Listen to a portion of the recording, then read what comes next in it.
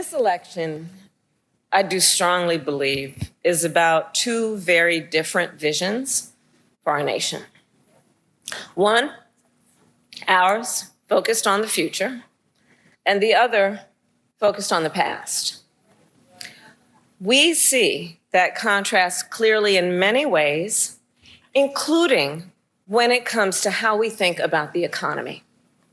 So our country has come a long way since President Biden and I took office.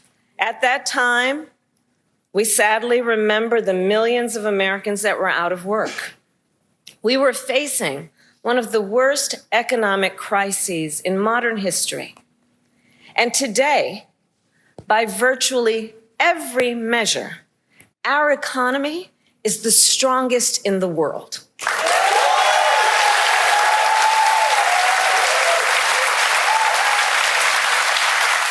We have created 16 million new jobs. We have made historic investments in infrastructure, in chips manufacturing, in clean energy. And new numbers this week alone show that inflation is down under 3%.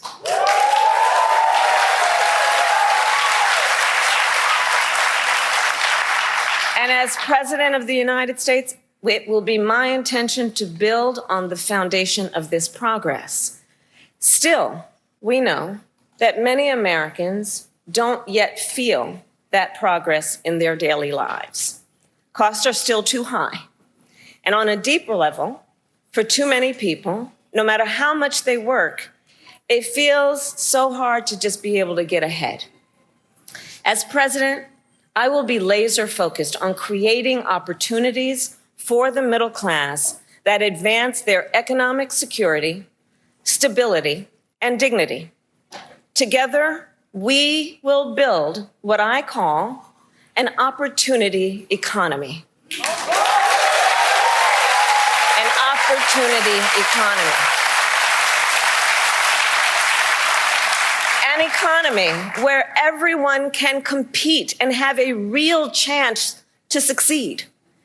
Everyone, regardless of who they are or where they start, has an opportunity to build wealth for themselves and their children. And where we remove the barriers to opportunity so anyone who wants to start a business or advance their career can access the tools and the resources that are necessary to do so.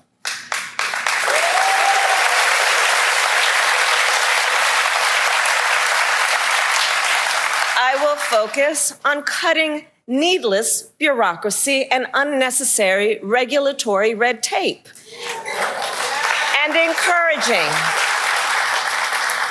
encouraging innovative technologies while protecting consumers and creating a stable business environment with consistent and transparent rules of the road.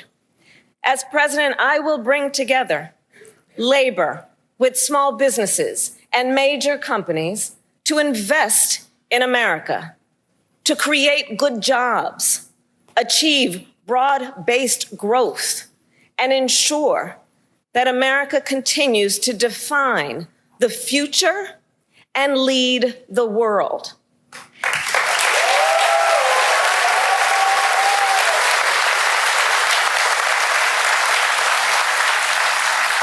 And key to creating this opportunity economy is building up our middle class. It is essential. The middle class is one of America's greatest strengths. And to protect it, then, we must defend basic principles, such as your salary should be enough to provide you and your family with a good quality of life.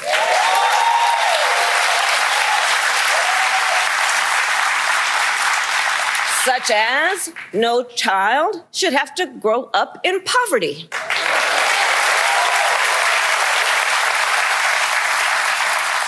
Such as after years of hard work, you should be able to retire with dignity. And you should be able to join a union if you choose. Building up the middle class will be a defining goal of my presidency, because I strongly believe when the middle class is strong, America is strong.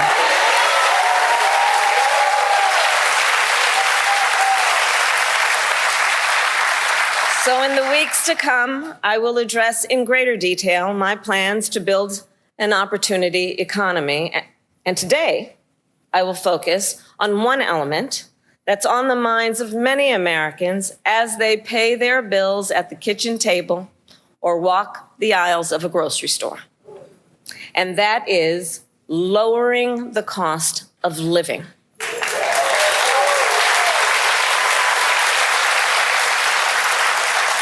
So every day across our nation, families talk about their plans for the future, their ambitions, their aspirations for themselves, for their children.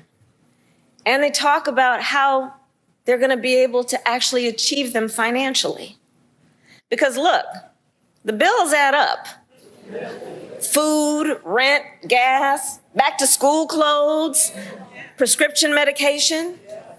After all that, for many families, there's not much left at the end of the month.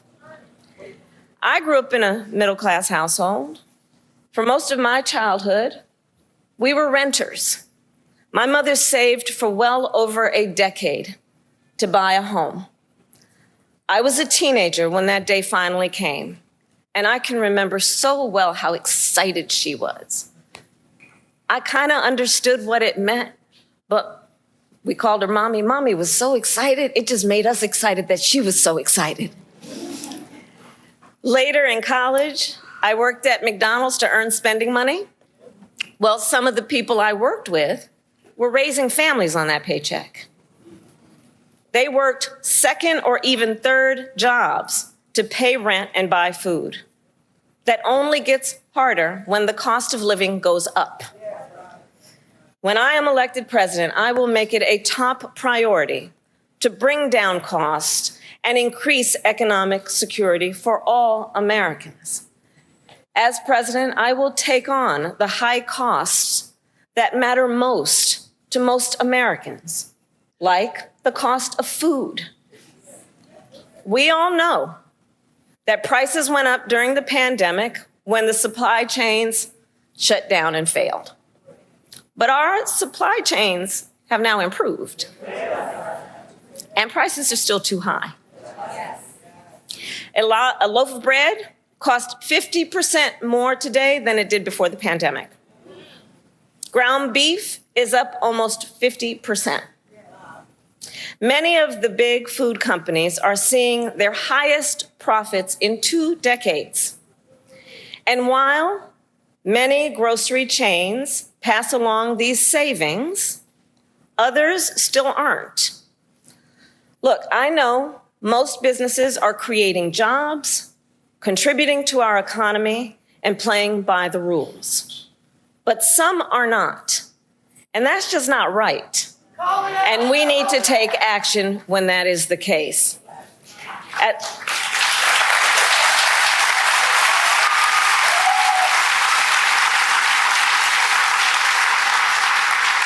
As Attorney General in California, I went after companies that illegally increased prices, including wholesalers that inflated the price of prescription medication, and companies that conspired with competitors to keep prices of electronics high.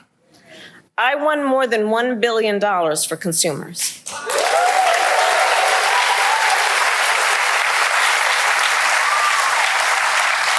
So believe me, as president, I will go after the bad actors.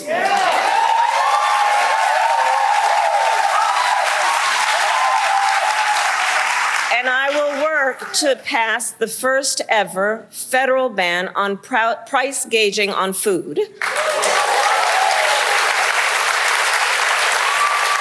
My plan will include new penalties for opportunistic companies that exploit crises and break the rules.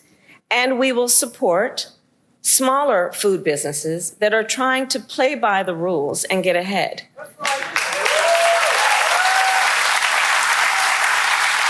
We will help the food industry become more competitive because I believe competition is the lifeblood of our economy.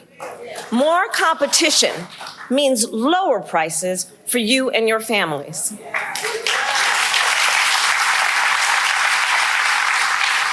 Now compare what Donald Trump plans to do. He wants to impose what is, in effect, a national sales tax on everyday products and basic necessities that we import from other countries. That will devastate Americans. It will mean higher prices on just about every one of your daily needs. A Trump tax on gas, a Trump tax on food, a Trump tax on clothing, a Trump tax on over-the-counter medication. And you know, economists have done the math. Donald Trump's plan would cost a typical family $3,900 a year. At this moment, when everyday prices are too high, he will make them even higher. As president, I'll take on the issue of the cost of health care. As Attorney General, I took on insurance companies and Big Pharma and got them to lower their prices. And together with President Biden, we've gone even further. We capped the price of insulin at $35 a month, and the total cost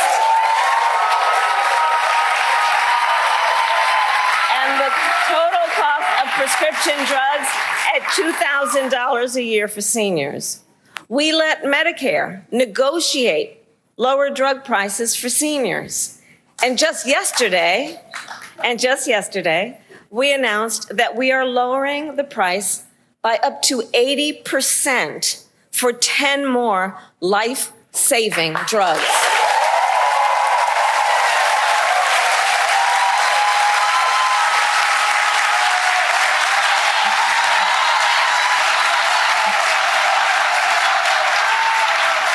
And I pledge to continue this progress. I'll lower the cost of insulin and prescription drugs for everyone with your support, not only our seniors.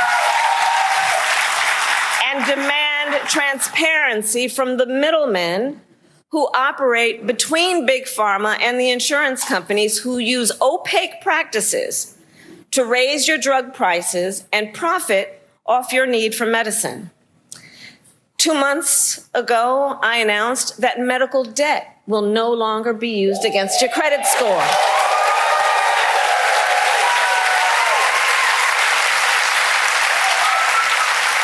And I will work as president with states like here in North Carolina, Roy Cooper, thank you again, to cancel medical debt for more and more, millions more Americans.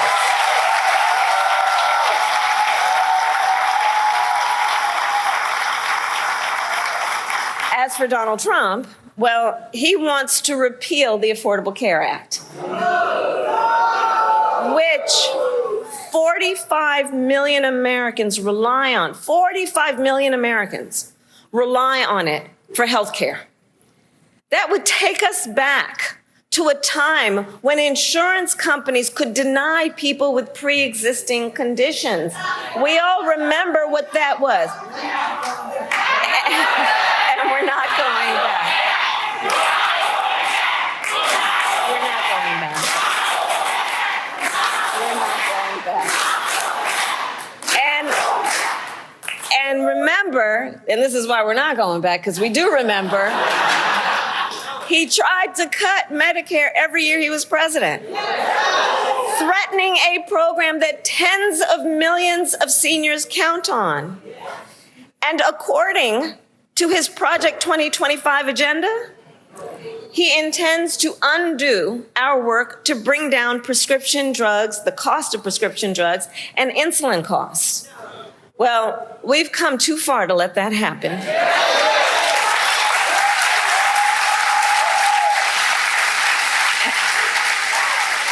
So we're not going back on that, and let's talk about the cost of housing.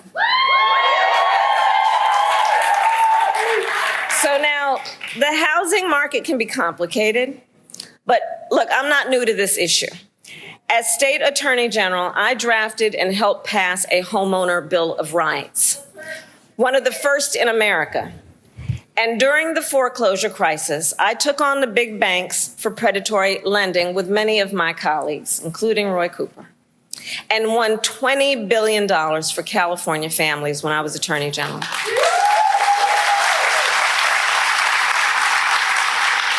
So I know how to fight for people who are being exploited in the housing market. And I know what home ownership means. It's more than a financial transaction. It's so much more than that. It's more than a house. Home ownership and what that means, it's a symbol of the pride that comes with hard work. It's financial security. It represents what you will be able to do for your children.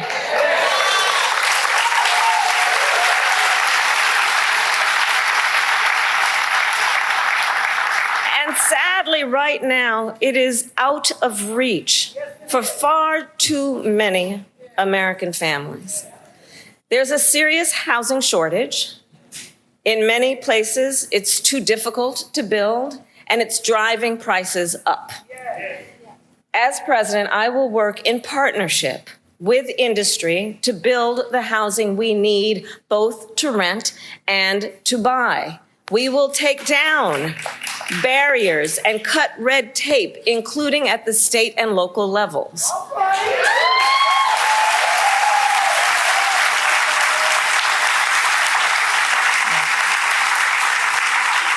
By the end of my first term, we will end America's housing shortage by building 3 million new homes and rentals that are affordable for the middle class. And we will do that together. We will do that together.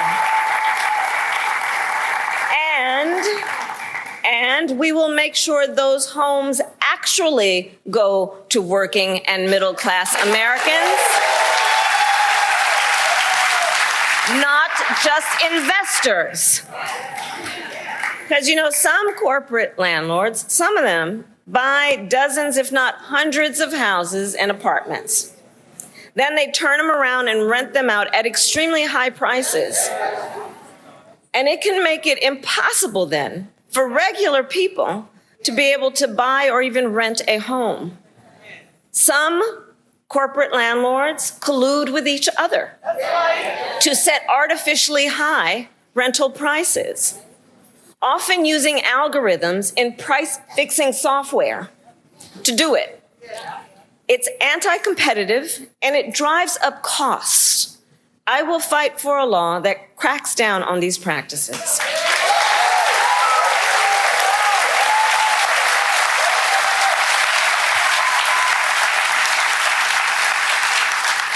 We also know that as the price of housing has gone up, the size of down payments have gone up as well.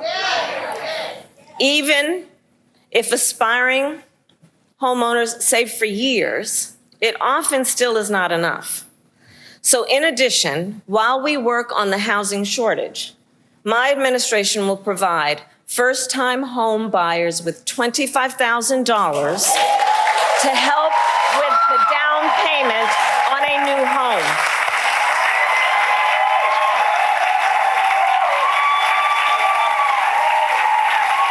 We can do this. We can do this. All to help more Americans experience the pride of home ownership and the financial security that it represents and brings. So that's my plan. But here's what Donald Trump would do.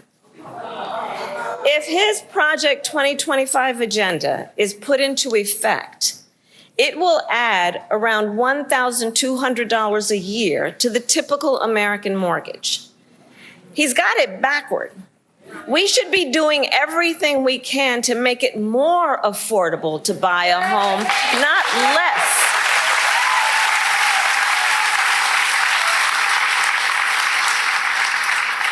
Finally, there's one more way I will help families deal with rising costs, and that's by letting you keep more of your hard-earned money.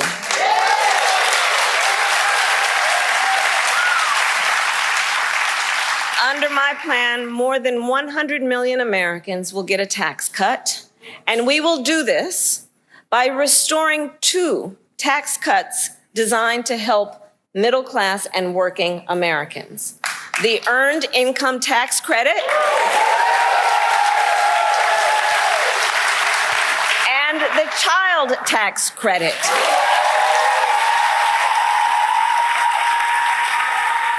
Through which millions of Americans with children got to keep more of their hard-earned income.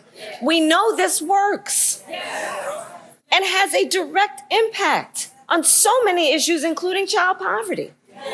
We know it works. So as president, I'll not only restore that tax cut, but expand it. We will provide $6,000 in tax relief to families during the first year of a child's life. Now think what that means. Think what that means. That is a vital, vital year of critical development of a child. And the cost can really add up, especially for young parents who need to buy diapers and clothes and a car seat and so much else. And we will do this while reducing the deficit. Compare my plan with what Donald Trump intends to do. He plans to give billionaires massive tax cuts year after year. And he plans to cut corporate taxes by over $1 trillion, even as they pull in record profits. And that's on top of the $2 trillion tax cut he already signed into law when he was president, which, by the way, overwhelmingly went to the wealthiest Americans and corporations and exploded the national deficit. You know, I think that if you want to know who someone cares about, look who they fight for. Look who they fight for.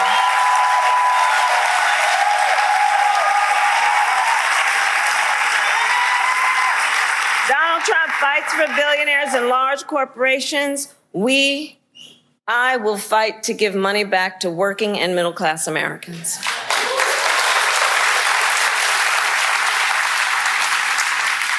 So I'll end with this. 2 days ago, Donald Trump was here in North Carolina. He said he was going to talk about the economy. I think you all watched. You know what I'm about to say. But he offered no serious plans to reduce costs for middle-class families. No plan to expand access to housing or health care. And that, actually, I think for most of us, was not surprising. Because we already know his plans. We know the Project 2025 agenda. So there's a choice in this election. Donald Trump's plans to devastate the middle class, punish working people, and make the cost of living go up for millions of Americans. And on the other hand, when I'm elected president, what we will do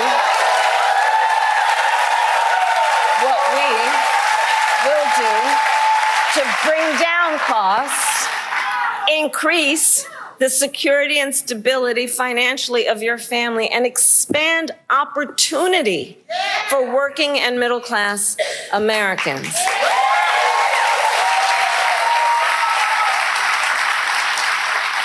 So now is the time to chart a new way forward. Now is the time to chart a new way forward, to build a